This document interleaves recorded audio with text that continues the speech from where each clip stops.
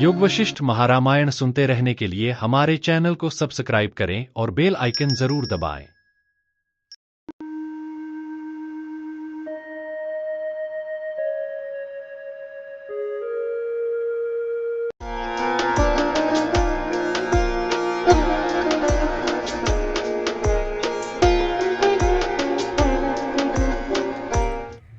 सर्ग 118 7 प्रकार की ज्ञान भूमिकाओं और उनके लक्षणों का विस्तार से वर्णन करता है। ये भूमिकाएं आत्मज्ञान प्राप्ति और मोक्ष तक पहुंचने के लिए क्रमिक अवस्थाएं हैं। योग वशिष्ठ महारामायण सर्ग 118 उत्पत्ति प्रकरण।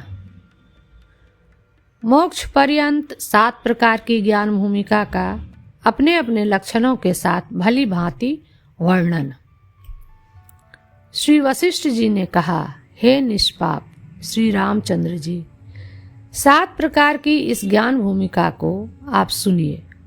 अभ्यास क्रम से अनुभव में आई हुई इस ज्ञान भूमिका से फिर आप अज्ञान रूपी कीचड़ में नहीं फंसेंगे। यदि कोई शंका करे कि योग शास्त्र में यम नियम आदि 8 अंगों के भेदों से भिन्न जो योग भूमिकाएं प्रसिद्ध है, क्या वे ही तो ये नहीं हैं? इस पर कहते हैं, वे ये नहीं हैं। योग सांख्यवादी बहुत भेदों से युक्त योग भूमिकाओं को कहते हैं। उन योग भूमिकाओं का फल तुच्छ सिद्धि है, वे औरों को अभिष्ट हैं। मुझे तो ये ज्ञान भूमिकाएं ही अभिष्ट हैं, क्योंकि ये परम पुरुषार्थ रूप कल्याण देने वाली है। ज्ञेय क्या है अथवा ज्ञान क्या है जिसकी भूमिकाओं का आप वर्णन करते हैं, ऐसी जिज्ञासा होने पर उसका लक्षण कहते हैं। अखंडाकार चित्त वृत्ति में आरूढ़ ब्रह्म अज्ञान का निवर्तक होने से ज्ञान कहा जाता है। उक्त ज्ञान 7 भूमिका वाला है। अज्ञान की निवृत्ति होने पर उसी ब्रह्म का औपचारिक नाम ज्ञेय या मुक्ति है। इस प्रकार उपचार से एक ही ब्रह्म 2 प्रकार का कहलाता है। ज्ञान या मुक्ति नाम की स्वस्थ अवस्था तो 7 भूमिकाओं के अनंतर प्रतिष्ठित है। पूर्वापर अवस्थाओं में कल्पित अवान्तर प्रवृत्ति निमित्त भूत भेद के, जो कि मिथ्याभूत है, नष्ट होने पर अवबोध और मोक्ष पदों की ब्रह्म रूप एकार्थ मात्र में निष्ठा होने से पर्याय रूपता सिद्ध हुई, क्योंकि उक्त प्रकार का जीव फिर उत्पन्न नहीं होता, जिससे कि उन दोनों में भेद होने से पर्यायता न हो। इस आशय से कहते हैं। सत्यावबोध और मोक्ष ये दोनों ही पर्यायवाचक शब्द हैं, क्योंकि जिस जीव को सत्य अवबोध हो जाता है उसे फिर इस संसार में जन्म लेना नहीं पड़ता। इससे सिद्ध हुआ कि जो सत्यावबोध है वही मोक्ष है। पहली ज्ञान भूमिका सुहेच्छा कही गई है, दूसरी का नाम विचारणा है, तीसरी तनुमानसा कही जाती है, चौथी सत्वापपत्ति है, उसके बाद 5वीं असंशक्ति नाम की योग भूमिका है, 6ठी पदार्थाभावनी है एवं 7वीं तुर्यगा कहलाती है। मुक्त मन के अंत में स्थित है, उसमें फिर शोक नहीं होता। हे श्री रामचंद्र जी, इन 7 भूमिकाओं के पृथक पृथक लक्षणों को आप सुनिए। मैं मूढ़ होकर ही क्यों स्थित हूँ? विचारित वेदांत वाक्यों से और गुरुजनों से परम तत्व को देखूंगा। इस प्रकार की साधन चातुष्टय संपत्ति पूर्वक जो इच्छा है उसे विद्वान लोग शुभेच्छा कहते हैं। निष्कर्ष यह निकला कि निषिद्ध कृत्यों के त्याग, निष्काम दान आदि के अनुष्ठान से उत्पन्न संन्यास साधन चातुष्टय संपत्ति से युक्त मुक्ति पर्यंत रहने वाली श्रवण आदि में प्रवृत्ति के फलरूप आत्म साक्षात्कार की उत्कट इच्छा ही पहली भूमिका है। शास्त्राभ्यास गुरुओं के साथ संसर्ग, वैराग्य और अभ्यास पूर्वक जो प्रवृत्ति है वह विचारणा नाम की ज्ञान भूमिका है। विचारणा और शुभेच्छा से साधन चातुष्टय, संपत्ति पूर्वक किए गए श्रवण और मनन से युक्त निधि ध्यासन से मन की शब्द आदि विषयों में आसक्तता रूप जो तनुता अर्थात सविकल्प समाधि रूप सूक्ष्मता है, वह तनुमानसा नामक भूमिका कही गई है। उक्त भूमिका में मन अत्यंत सूक्ष्म हो जाता है, इसलिए वह तनुमानसा कही गई है। योग शास्त्र में भी कहा गया है, जब तक श्रोत्र आदि इंद्रियों द्वारा शब्द आदि विषयों का ग्रहण होता है तब तक ध्यान कहलाता है। तदंतर यानी श्रोत्र आदि इंद्रियों से शब्द आदि विषयों का ग्रहण न होने पर समाधि होती है। शुभेच्छा, विचारणा और तनुमानसा, इन तीन भूमिकाओं के अभ्यास से बाह्य विषयों में संस्कार न रहने के कारण चित्त में अत्यंत विरक्ति होने से माया के कार्य और तीन अवस्थाओं से शोधित सबके आधार सन्मात्र रूप आत्मा में क्षीर में जल के तुल्य ज्ञान ज्ञाता ज्ञेय भाव के विनाश से साक्षात्कार पर्यंत जो स्थिति यानी निर्विकल्प समाधि रूपा स्थिति है, वह सत्वापपत्ति है, क्योंकि उसमें मन परमात्मा सत्व रूप से स्थित हो जाता है। इस भूमिका में जीव ब्रह्मविद कहा जाता है। शुभेच्छा, विचारणा, तनुमानसा, सत्वापत्ति, इन चार ज्ञान भूमिकाओं के अभ्यास से बाह्य और अभ्यंतर विषयाकारों से और उनके संस्कारों से असंबद्ध रूप समाधि परिपाक से चित्त में वृद्धि को प्राप्त हुआ निरतिशयानंद नित्य अपरोक्ष ब्रह्मात्म भाव साक्षात्कार रूप चमत्कार जिसमें उत्पन्न हुआ है, ऐसी पांचवी ज्ञान भूमिका असंशक्ति नाम की कही गई है। यद्यपि उत्तम अधिकारियों को द्वितीय भूमिका में भी शब्दजन्य अपरोक्ष ज्ञान से साक्षात्कार होना प्रसिद्ध है, तथापि पांचवी भूमिका में द्वैत संस्कार के अत्यंत उच्छेद से उत्पन्न अत्यंत उत्कर्ष का और चतुर्थ भूमिका के अंत में उत्पन्न साक्षात्कार की पांचवी भूमिका में दृढ़ता की उपपत्ति का सूचन करने के लिए रूढ़ चमत्कार का विशेषण है। अतएव चौथी भूमिका के अंत में कहीं पर पांचवी भूमिका को प्राप्त हुआ पुरुष ब्रह्म विचार कहलाता है। इस ज्ञान भूमिका में अविद्या और अविद्या के कार्यों का संसर्ग बिल्कुल नहीं रहता, अतएव यह असंशक्ति नाम की भूमिका कही जाती है। इसी भूमिका के अत्यंत परिपाक के आगे की दो भूमिकाएं होती हैं। इस आशय से कहते हैं, पांच भूमिकाओं के अभ्यास से आत्माराम रूप से दृढ़ स्थिति होती है। बाह्य और अभ्यंतर पदार्थों की भावना न होने से यह भूमिका पदार्था भावनी कहलाती है। यदि इस भूमिका में पदार्थों की भावना नहीं होती है तो देह यात्रा कैसे संपन्न होगी, इस पर कहते हैं, चिरकाल तक दूसरे के द्वारा किए गए प्रयत्न से इसमें अर्थों की प्रतीति होती है, इसलिए पदार्था भावना नामक यह छठी भूमिका कही जाती है। इस भूमिका में स्थित पुरुष ब्रह्मविद वरीयान कहलाता है।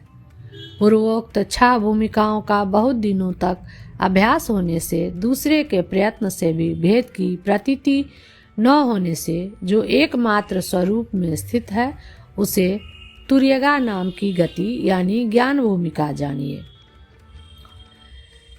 जागृत आदि 3 अवस्थाओं से रहित शिव अद्वैत चौथा तुर्य माना गया है। इस श्रुति से उस प्रकार के विद्वान के अनुभव से सिद्ध ब्रह्म को प्राप्त होता है, यानी जिस अवस्था में आत्म रूप से अखंड ब्रह्म का अनुभव होता है वह तुर्यगा अवस्था है। उसको जो प्राप्त हो चुका वह ब्रह्म विद्वरिष्ठ कहा जाता है। उक्त ब्रह्म विद्वरिष्ठ ब्रह्मविद ब्रह्म विद्वर और ब्रह्म विद्वरीयान में चौथा है। उसे यह अवस्था प्राप्त होती है, इसलिए यह तुर्यगा कहलाती है। यह तुर्यावस्था जीवन मुक्त पुरुषों में इसी देह में विद्यमान रहती है। इस अवस्था के बाद विदेह मुक्ति का विषय तुर्यातीत ब्रह्म ही है, अतः भूमिकाओं में उसकी गणना नहीं की जाती है।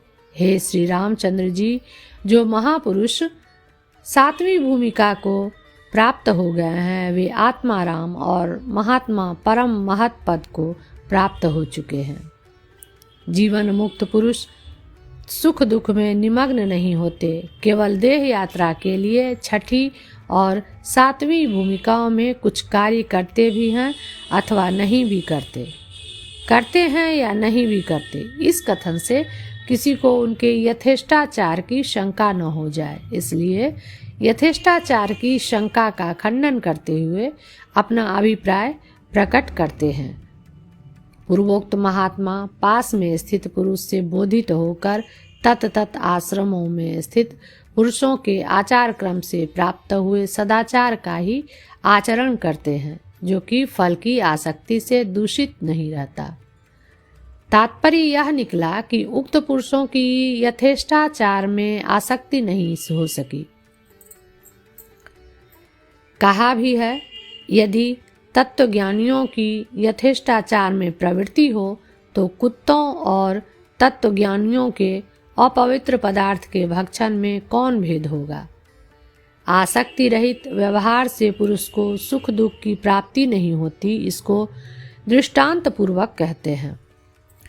अपने आत्मा में रमण करने के कारण जगत के व्यवहार जीवन मुक्तों को ऐसे ही सुख नहीं देते, जैसे कि गाढ़ निद्रा में सोए हुए पुरुष को अत्यंत सुंदर रूप वाली स्त्रियां सुख नहीं देती। ये 7 ज्ञान भूमिकाएं विद्वानों को ही प्राप्त होती हैं। पशु, स्थावर आदि अथवा मलेच्छादी चित्त वाले मनुष्यों को प्राप्त नहीं होती। जो पशु मलेच्छ भी इस ज्ञान दशा को प्राप्त हुए हैं, वे भी सदेह अथवा विदेह मुक्त ही हैं, इसमें संदेह नहीं है। चित्त और अचित्त की ग्रंथि का विच्छेद ही ज्ञान है। उसके प्राप्त होने पर मुक्ति हो जाती है, क्योंकि मृग तृष्णा में जल बुद्धि, शुक्ति में रजत बुद्धि का जो बोध है तद्रूप ही वह है। जो लोग यद्यपि दूसरी तीसरी भूमिकाओं में या चौथी भूमिका में ज्ञान का उदय होने से आवरण का नाश होने पर मोह से भली भांति पार हो गए, तथापि प्रबल प्रारब्ध प्रयुक्त विक्षेप के कारण परम पावन पद को प्राप्त नहीं हुए, यानी आत्यंतिक मोहनाश से उपलक्षित निरतिशयानंद पूर्ण रूप विदेह कैवल्य को प्राप्त नहीं हुए, आत्म प्राप्ति में संलग्न वे लोग इन भूमिकाओं में स्थित हैं। एक ही जन्म में कुछ लोग क्रमशः सब भूमिकाओं को प्राप्त होते हैं, कोई 2 या 1 भूमिका को प्राप्त होते हैं, कोई एकमात्र 7वीं भूमिका में स्थित रहते हैं, कोई 3 भूमिकाओं में स्थित रहते हैं, कोई अंतिम भूमिका में चले जाते हैं और 4 भूमिकाओं को प्राप्त होते हैं, कोई 2 भूमिकाओं में स्थित रहते हैं, कोई लोग ज्ञान भूमिका के किसी एक हिस्से तक रह जाते हैं, कोई 3.5 भूमिकाओं तक पहुंचते हैं, कोई 4.5 दूसरे 6.5 भूमिकाओं को प्राप्त होते हैं।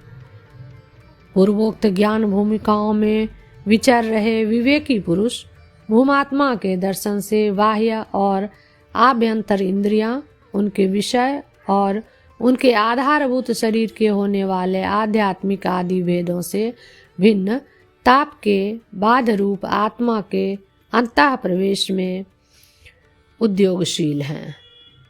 इंद्रियों के साथ मन पर विजय पाना ही सब शत्रुओं की जयों से उत्कृष्ट जय है। स्वात्म साम्राज्य ही सब राज्यों से बढ़कर राज्य है, अन्य राज्य श्रेष्ठ नहीं है, ऐसा कहते हैं। वे लोग बड़े धीर उत्तम राजा हैं, जो इन दशाओं में सर्वोत्कर्ष रूप से स्थित हैं। इन दशाओं में स्थिति के आगे दिग्गजों की घटाओं के सहित सब शत्रु योद्धाओं की पराजय तृण के तुल्य नगण्य है। इन भूमिकाओं में जिनकी जीत होती है यानी उत्कृष्ट स्थान होता है, वे निश्चय ही महात्मा हैं, वे ही वंदनीय हैं। उन्होंने इंद्रिय रूपी शत्रुओं पर विजय पाई है।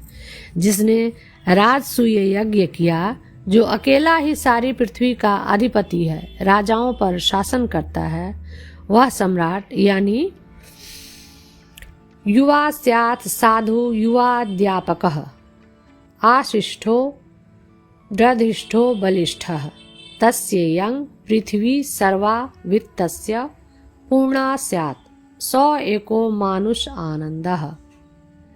अवस्था में युवा केवल युवा ही नहीं, रोगादि विहीन युवा, शास्त्रवेत्ता, उत्तम शास्त्रोपदेशक, दृढ़ देह वाला और बलवान हो एवं धन से पूर्ण समस्त पृथ्वी यदि उसके अधीन हो, उसका जो आनंद है वही मनुष्य के पक्ष में एक पूर्ण आनंद है। इस श्रुति द्वारा कहे मानुष आनंद से पूर्ण और विराट भी यानी देवानंद की परम अवधि भी जिस सप्तम भूमिका में तृण तुल्य तुच्छ हो जाती है, उससे बढ़कर विदेह कैवल्य सुख को यही पर वे प्राप्त होते हैं। 118वां सर्ग समाप्त।